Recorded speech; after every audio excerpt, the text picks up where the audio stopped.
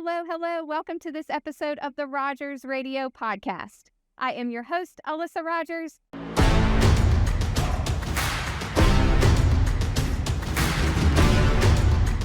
And today we have a very special guest. We have Lee Vogler here. And I am so excited to talk to you today. I say that for everyone, but I really am excited because you are like the first councilman we've had on the podcast. And I have so many burning questions. I'm ready. I'm excited to be here. Thank you for having me. You're very welcome. And thank you for coming in here today. And you are in our studio that's still under construction. So thank you for bearing with the heat in here. And I mean, I just appreciate it. Hey, well, no problem. Hopefully I don't sweat too much. I don't think you will. And I mean, hey, you didn't want to see the questions beforehand. So hopefully you don't sweat too much. I have some burning questions here that I want to get to know you. All right. And I want everyone watching and listening to get to know you too, because you are so active in Danville. I see you everywhere, whether it's on a sign, whether it's on social media, and it's just really refreshing to see you out and about and, you know, a person that is giving back to the community and to a community that's growing rapidly, and you're a big part of that. So thank you, first of all, for everything that you do. Well, it's been a blessing to be a part of this ride for the last several years, and hopefully I get to continue to be. Yes, and I mean, the youngest to ever be elected. Is that in Danville? Yes. Yes. Yeah. 24 years old. I was about a year and a half out of college when I first got elected. I was 24 and turned 25 not long after I got in. But yeah, I was the youngest, and actually I'm still the youngest one down there. So but 12 years later.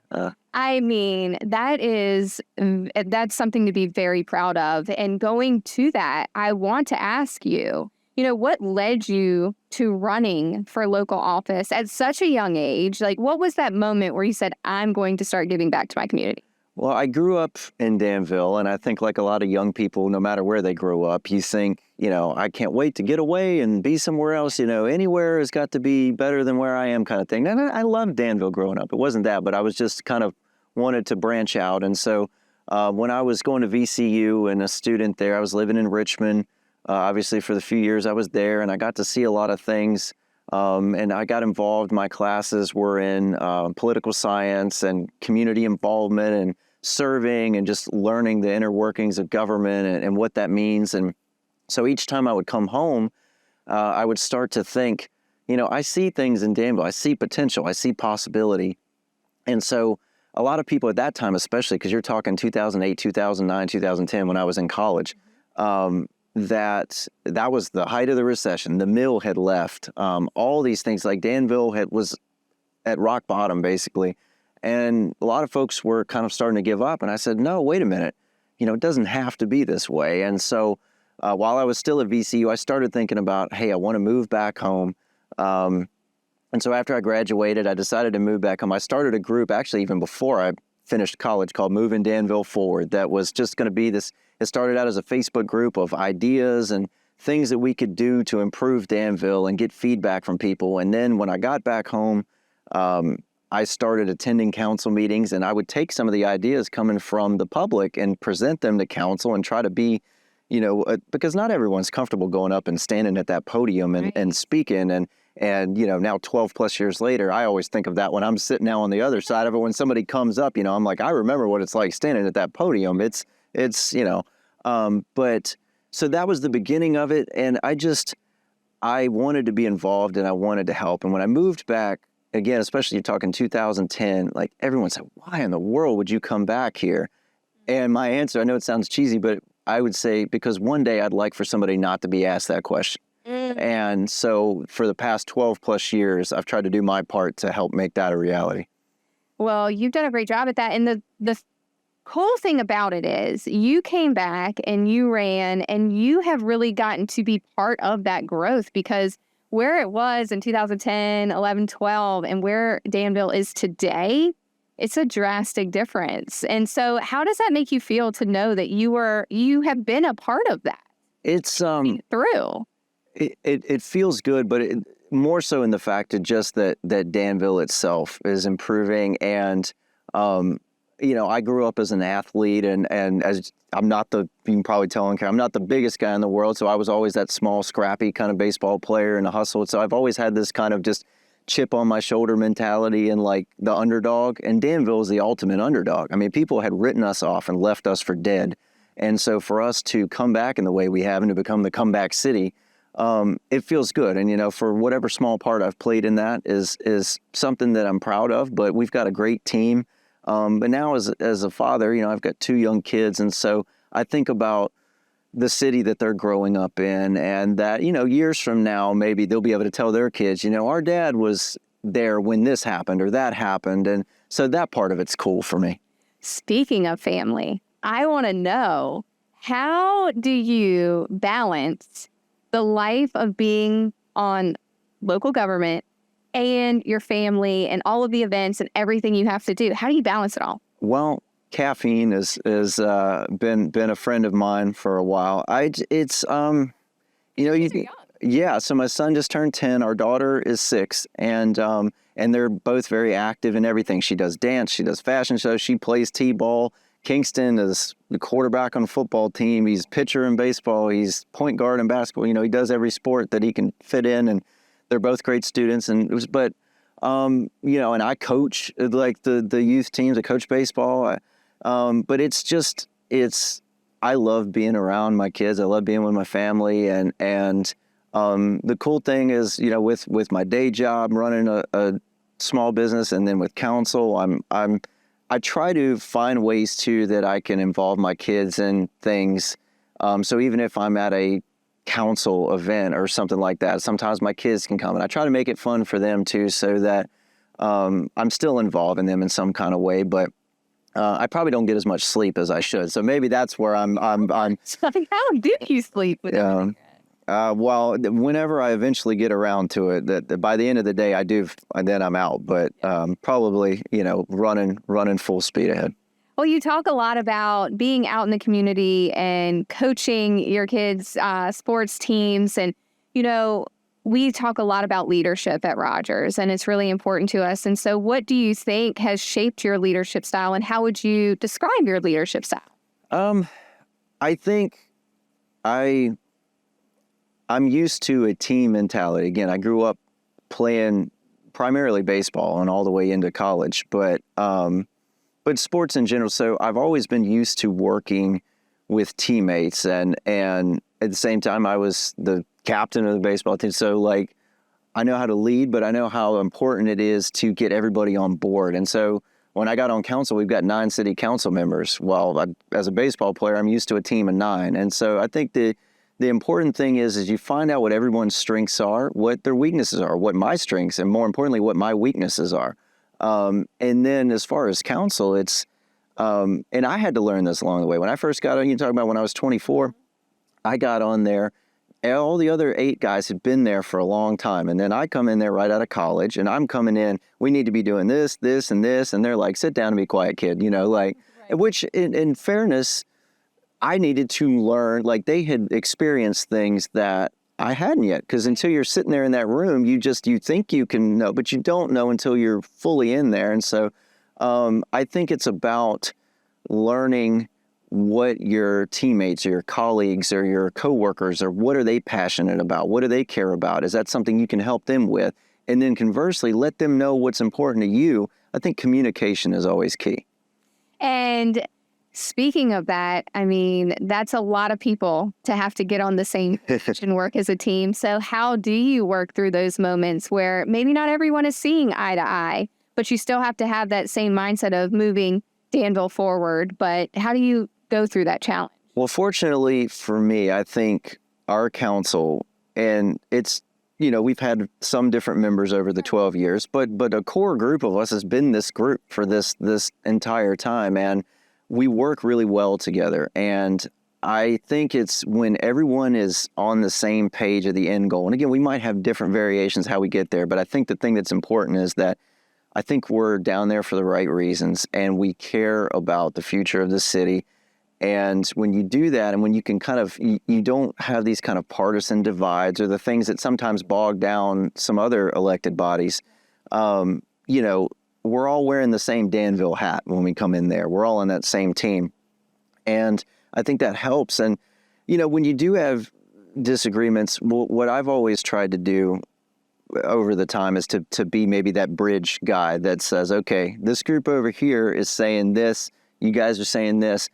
Maybe have we thought about like what that kind of middle ground can be, and to be that kind of logical uniter of when there are some disagreements on how do we get something. Because it almost seems like a dirty word to say compromise in politics anymore, unfortunately, but truly compromise is at the core of what politics should be. Because you've got 9 people or whatever your body is, not everyone is going to agree. They shouldn't. Like, you should not have, you don't want a monolith. You want people to have different views and different opinions.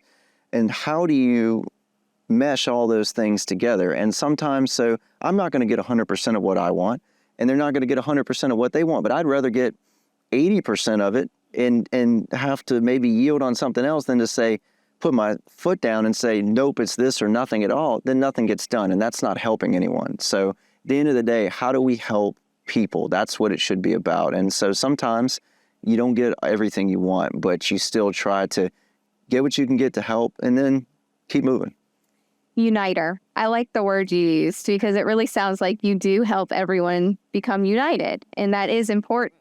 And so I really love that word, uniter. Well, thank you. So to go on to do this at 24 years old and continue on for as long as you have, who would you say has been one of the biggest mentors through this journey?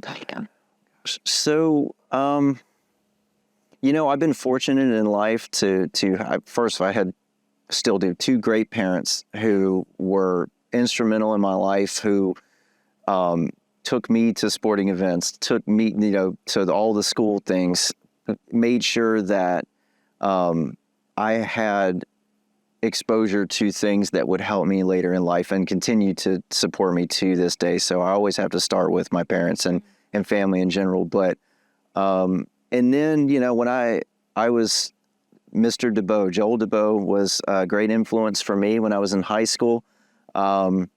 And he helped me at a time when I was just my grades were good, but I was kind of, and he kind of shaped me in a way. And then going into college, I was fortunate.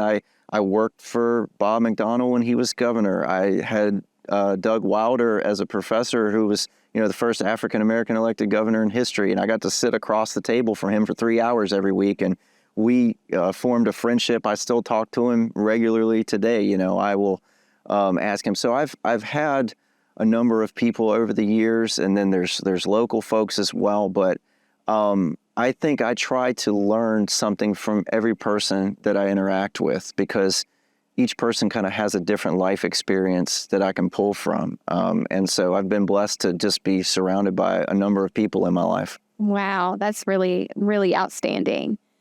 So Danville has a lot going on. We know that. We've said that. What initiatives or what's happening in Danville right now that you are super stoked about? So excited. Well, the cool thing is that we've got 3, what I would consider kind of like maybe once in a decade or once in a lifetime kind of projects that are all kind of coming online right around the same time. Of course, everyone's familiar with Caesars, yes, and they're already there. But of course, the large permanent facility will be open in a matter of weeks. So that is coming on, and what that's going to do and what it's already doing, but the amount of folks who are going to come to Danville for the first time ever and get exposed to all the things that we have. And then, right down the street is the White Mill project, which I'm personally very keyed up about, because, for one, it's just such an iconic symbol in our city. For years was a symbol of our success and prosperity, then became a negative symbol. That building in particular was cited by folks as this is Danville's decline, and they would show that building, and it was right there. And so to have that be able to come back, the neat backstory on that is we had renderings done of what that building could look like and what it could be. And I'll never forget, I was sitting in City Hall, and I asked Telly Tucker, who was our economic development director at the time, I said, Telly, can you send me those renderings real quick? I want to do something with them. And so he did, they emailed them to me while we were sitting there in the work session. And so there was this company called the Alexander Company that I had become familiar with a few months earlier. They were doing a project in Greensboro. And so I got the 4 best renderings that I thought would show that site. And I got on Twitter. Back then it was still Twitter.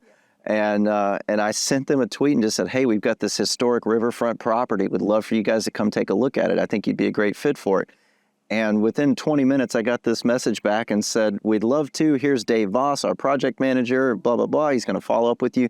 And so that was the beginning of that. And of course, we had to go through a long process of figuring out how to make it work and all of that. But that initial thing is, I wish they were all as easy as me just getting on Twitter and reaching out. But that one did work out that way. So that project is going to be done. You're talking in phase 1, 150 apartment units right there on this building.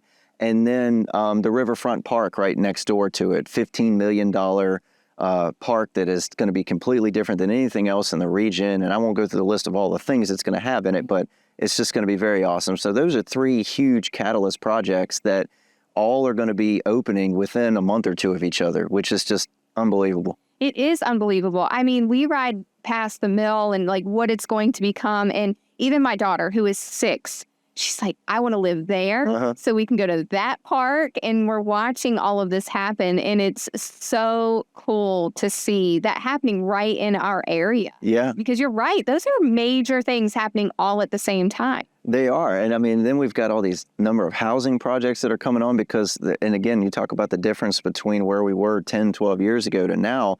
You know, you couldn't give away a house in Danville 12 years ago. And now we're having to do 10 years worth of housing development in a couple of years because the demand for housing in Danville is through the roof. And so, you know, we've got all these great projects coming online that are just, you would see some of these things in bigger cities. Of course, we're taking the warehouses that are down there and they're being converted into apartments as fast as they can, but new construction and just a number of cool things. The splash parks that we opened this summer. So we had 2, you know, that opened this summer, and then the larger one at Blue Park will be ready for next year. And then some more cool things on the way. So it's just, we're full speed ahead. And I love that. And we have, you know, of course, everywhere you go, people have differing opinions on growth. And so how do you handle that being in the position that you're in when you have people that may want something different or they come to you with their concerns? How do you navigate through that and making the right decision? Well, it goes back to communication like we were talking about before. I think for one, you've got to make sure that you're letting your citizens know what's going on, why it's happening, how it impacts them, good, bad, hopefully good, not bad, but but you give them the full picture of what is happening because look, we want new folks coming into Danville. That's how you grow. Like that is, you know, so important, but you want to make sure that you're not forgetting about the folks who have been there, some of them for decades, and they've seen the ups, the downs, and everything, and they've stayed through all that. So you want to make sure that you have community involvement, and because the citizens, especially those who've been there for a long time, those are your ambassadors. Those are the folks who are going to be able to tell others about what you're doing in Danville, and so we want to make sure that they're on board. And you know, look, sometimes we don't. There's always room for improvement. I always think sometimes like we should have done this, but you learn something through every process. And so I think as each thing goes on, we learn how to do it better the next time around. But I always think it's about communication. And even with that, you're not always going to make everybody happy. But I think most of the time, if you let folks know what's happening, why it's happening, and what it's going to mean for them, that takes care of the vast majority of issues that come up. So speaking of getting involved in the community and the communication, what is some advice you would give someone that's sitting at home right now? They want to get involved in the community. They're not really sure how. Maybe they want to run for local office. How do you even get started? You know, what advice would you give them when they are thinking those things? So I think the first thing is we've got a number of boards and committees on the city that we're always looking for good people for. So if you're watching this, please go to danvilleva.gov and click on that boards and commissions tab and sign up. There's a number on there, that's several different ones that go online and sign up for what you're interested in. Yes, absolutely. Apply for it. And we almost every month appoint new people to different committees. So, you know, if you don't get the one that you want to get on right away, it goes into a queue. You're always on the list. But I would suggest, you know, folks to sign up for a few different ones and see which one you can get on. And So I was on a couple of committees before I ever got on council, and that helped me learn some things as well. The other things are just, I think sometimes we get hung up on the bigness of things and thinking like as an individual, I can't impact the city at large, when in reality, if we would just focus on like your block or your street or your neighborhood and, a cleanup or a neighborhood watch or community gatherings or an idea for a bench or just whatever the case may be for your particular neighborhood, just think that if each kind of neighborhood had that kind of mentality and did that, then the whole city will improve, because each neighborhood is going to take ownership of the improvement and finding a way to get involved in their part of Danville. So it doesn't have to be this big, huge thing. It could be something very small, but if each person does that, it's going to have a widespread impact. Gosh, I mean, can you imagine if everyone came together and did that, how much faster the growth would be? Yeah. So everyone get involved and go to that website and fill out the form. We'll link it in the bio, so you can just click on it and sign up for anything you would like. And, speaking of that, kind of where do you see Danville in the next 5 to 10 years? So I use this analogy a lot. So if you're watching this and you've heard me say it before, I apologize. But I think the last decade, Danville, we were laying the foundation for a new Danville. This is the decade where the house is being built. And so I think in the next 5 years, you're going to see Danville bigger and more prosperous and more exciting than it has been in a long time, if ever. And I think we're only scratching the surface of what we're going to become. But it's important, though, I say that with the caveat that we have in front of us now boundless opportunities, which we haven't always had. I mean, when I started on council, we were pulling our hair out each year just trying to figure out how to balance a budget. Now we have opportunity. Now we have resources and revenue and things that we can invest. But it's important that we do it strategically and we do it the right way, because there's other cities who've had similar opportunities, and some of them blow it and some of them don't make the most of it. And so we want to be that example of a place that not only came back from collapse, but then went to the next level and is now an example of a growing, thriving, prosperous city. Yep. So I think you're going to see a Danville with all our schools are going to be brand new, and some of them literally brand new, and the other ones renovated to be brand new.